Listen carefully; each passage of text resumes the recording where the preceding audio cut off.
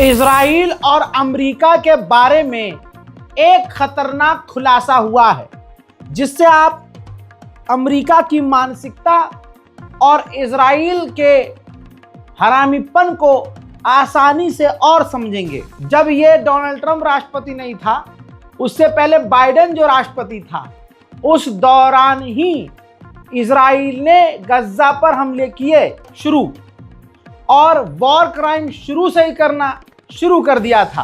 Report अब ये आई है कि इजराइल की फौज गाजा में वॉर क्राइम कर रही है। इसके सबूत और जानकारियां अमेरिका को लग गई थी। अमेरिकी इंटेलिजेंस को पता था कि इजराइल की फौज गाजा के अंदर वॉर क्राइम कर रही है, लेकिन इसके बावजूद अमेरिका के पूर्व राष्ट्रपति बाइडेन ने इजराइल को हथियार देना जारी रखा और इजराइल की फौज गाजा के अंदर वॉर क्राइम कर रही है। इस बात की जानकारी अमेरिका की इंटेलिजेंस और इजराइल की इंटेलिजेंस को थी और इजराइल के ही जो वॉर लॉयर्स हैं, जो इंटरनेशनल लेवल पर जो वकील हैं सरकारी, उनको ये बात पता थी, जो इन्होंने खुलासा किया, पता थी कि ये बात अमेरिका को पता है कि हमारी फौज गाजा के अंदर वॉर क्राइम कर रही है।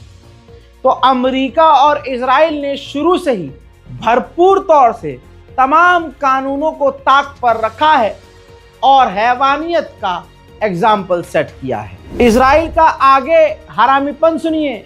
इजराइल अमेरिका से गारंटी मांग रहा है कि आप हमें गारंटी दीजिए कि जब हमारा मन करेगा तब हम गाजा पर हमला करेंगे। हमें ज़रा सा खतरा लगा, हम बिना किसी जांच के हमला करेंगे और कोई कुछ नहीं बोलेगा। अब सवाल यह है कि फिर सीज फायर का क्या मतलब? जब तुम्हारा मन करेगा गाजा पर हमला कर दोगे, तो फिर अरब देश गाजा को बनाए क्यों?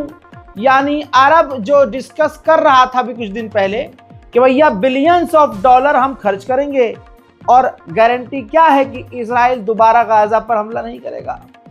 तो इलाके के लिए इजराइल कितना बड़ा खतरा अकेला ही है, आप समझ रहे हैं। लेकिन इल्जाम ईरान पर लगाया जाता है। इसके द्वारा कहा जा रहा था कि अजरबैजान की फौज गाजा में तैनात होगी।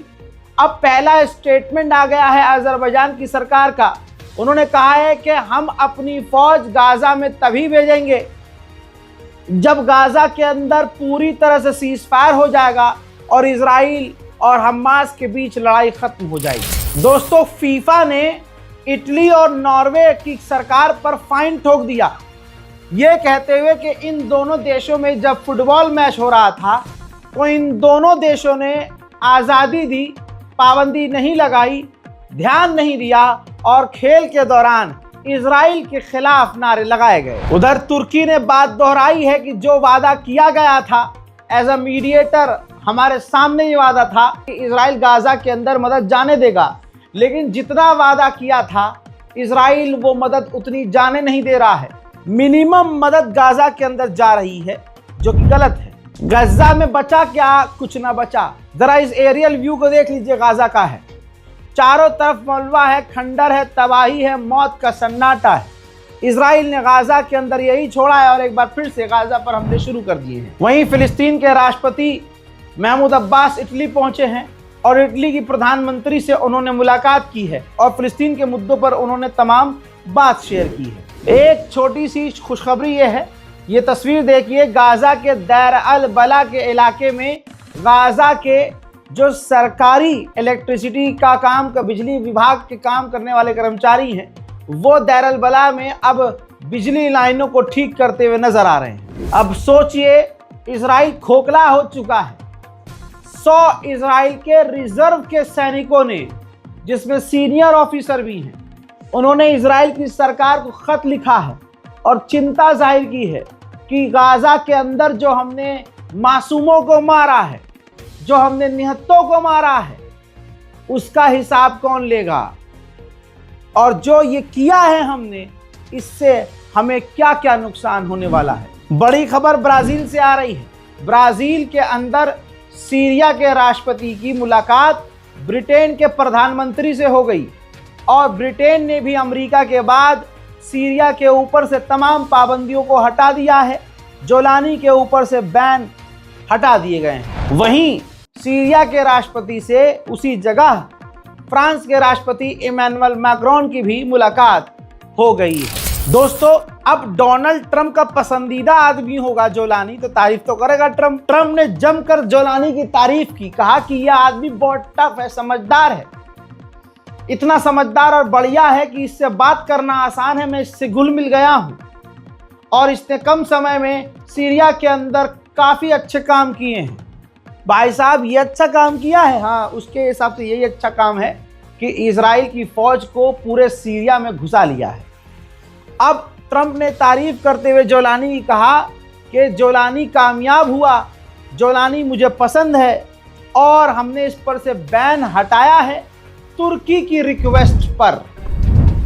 Yeah, go ahead, please. Fox. Will you discuss the Abraham Accords when you meet with the president of Syria? Well, we're going to meet, and I think he's doing a very good job. It's a tough neighborhood, and he's a tough guy. But I got along with him very well, and a lot of progress has been made with Syria. That's a tough one, but a lot of progress has been made. You know, we took the sanctions off at the request of Turkey, at the request of actually Israel, at the request of a few different countries, and we took the sanctions off to give them a chance. इसी meeting के दौरान यहाँ पर Spain के प्रधानमंत्री से भी जोलानी की मुलाकात हो गई है। ऐसा लग रहा है कि अमेरिका की लॉबी पूरी तरह से जोलानी को अपनी नाजायज औलाद मान चुकी है और जोलानी सबको अपना बाप मान चुका है। हजरात, खबर यह है कि जब अमेरिका और यूएन ने जोलानी से पाबंदी हटाई तो अब यूरोप यूनियन भी तैयारी कर रहा है कि जोलानी से पाबंदी हटा दी जाए। भाई, जोलानी का दोनों हाथ देसी घी में है और मुंह मक्खन में घुसा हुआ है। उधर ट्रंप का कहना यह है कि ईरान ने हमसे रिक्वेस्ट की है कि हम पर से पाबंदी हटा दी जाए। And frankly, Iran has been asking if the sanctions could be lifted. Iran has got very heavy U.S. sanctions, and it makes it really hard for them to do what they'd like to be able to do. And I'm open to hearing that, and we'll see what happens, but I would be open to it. But we did take the sanctions off Syria in order to give them a fighting shot. And I think so far I think he's doing a very good job so far. America ने Iran पर एक बड़ा इल्ज़ाम लगाया है कि पिछले साल गर्मियों में जो मैक्सिको के अंदर इजराइल के एम्बेसडर हैं, उनको ईरान ने कत्ल करने की कोशिश की तो वहाँ की लोकल अथॉरिटीज़ ने उनकी जान बचाई। उधर ईरान के पार्लियामेंट स्पीकर पहुँचे थे पाकिस्तान और पाकिस्तान में उन्होंने शहबाज शरीफ और आसिम मुनीर जैसे बड़ी बड़ी हस्तियों से मुलाकात की है।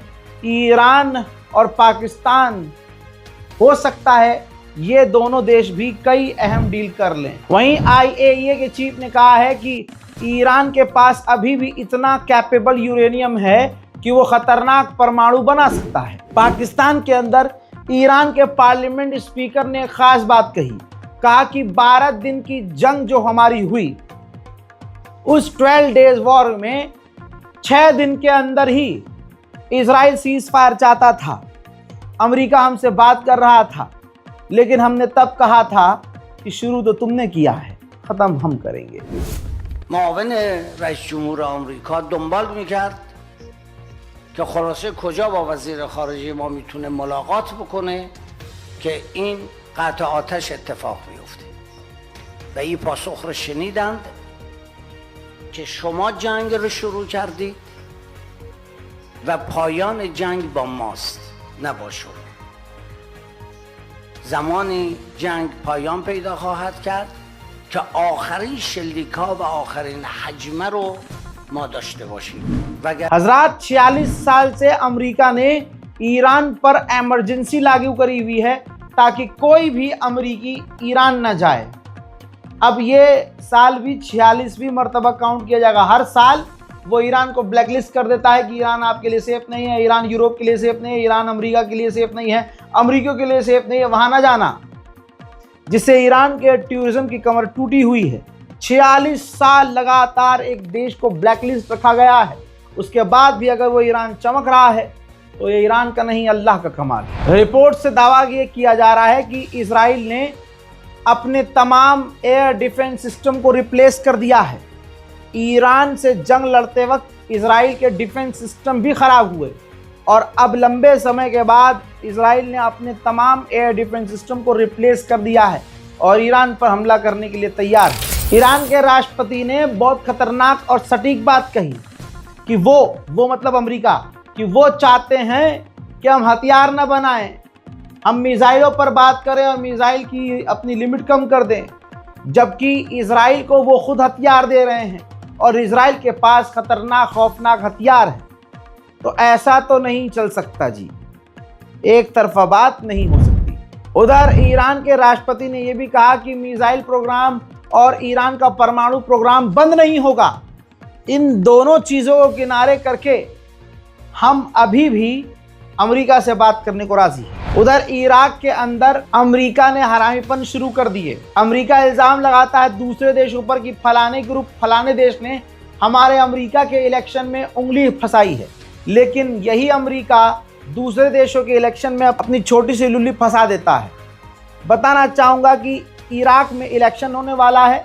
ट्रंप ने धमकी दे दी है कि अगर मलेशिया से हथियार, ईरान के लड़ाकों से इराक में हथियार नहीं डलवाए गए तो जो नई सरकार इराक की बनेगी हम उस नई सरकार को मान्यता नहीं देंगे। उधर ईरान के पार्लियामेंट स्पीकर जो पाकिस्तान पहुंचे थे, उन्होंने इशारा दिया है, हिंट दिया है कि पाकिस्तान और सऊदी अरब का जो डिफेंस एग्रीमेंट हुआ है, इस ग्रुप में ईरान भी शामिल होने को तैयार है। मिडिल ईस्ट स्पेशल और डिटेल रिपोर्ट में फिलहाल के लिए इतना ही। चैनल को सब्सक्राइब जरूर कीजिए और अपनी राय कमेंट में जरूर लिखिए। जय हिंद।